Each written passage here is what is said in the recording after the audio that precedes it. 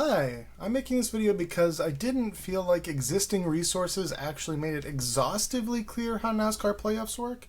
It seems like most articles or videos get most of the way there, but then leave a few details kind of hazy, or at least I felt that way as someone newly trying to follow the sport.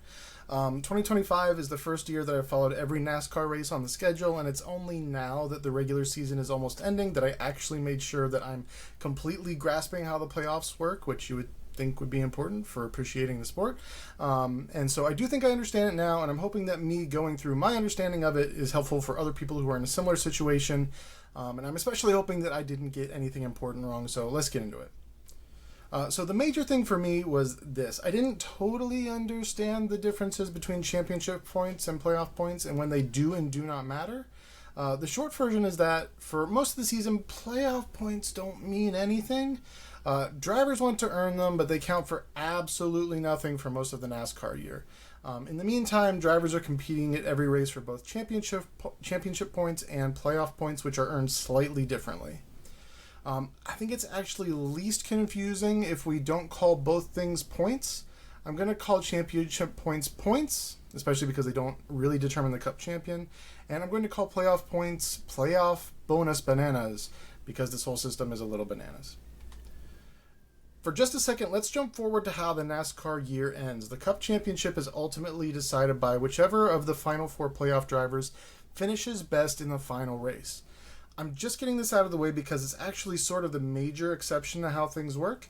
You can see here for the 2023 championship race as an example that Ryan Blaney is flying the championship flag from his number 12 car because he finished better than Larson, Byron, and Bell, who were the other three drivers remaining in the playoffs.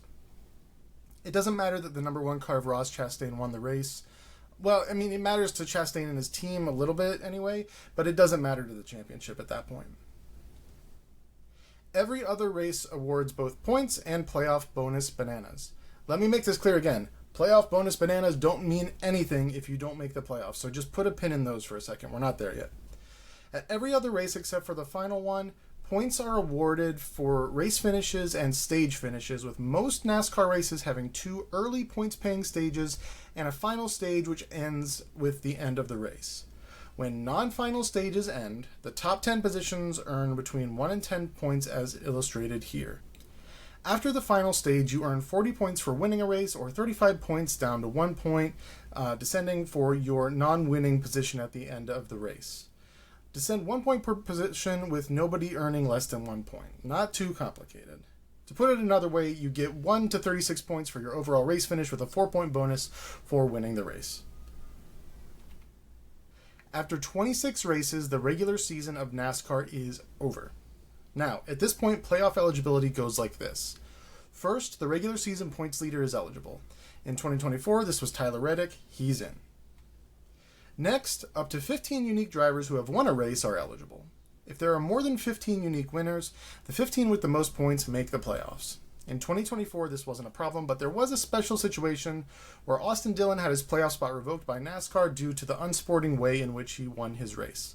So not counting Dillon, there were 14 drivers who had won at least one race. They're in. If there are fewer than 15 race winners, the remaining playoff spots go to the remaining drivers with the most points, until we have 16 playoff drivers. You can see that the final two spots were decided this way in 2024, with Ty Gibbs and Martin Truex Jr. having more points than Buescher and Wallace, who also had no wins.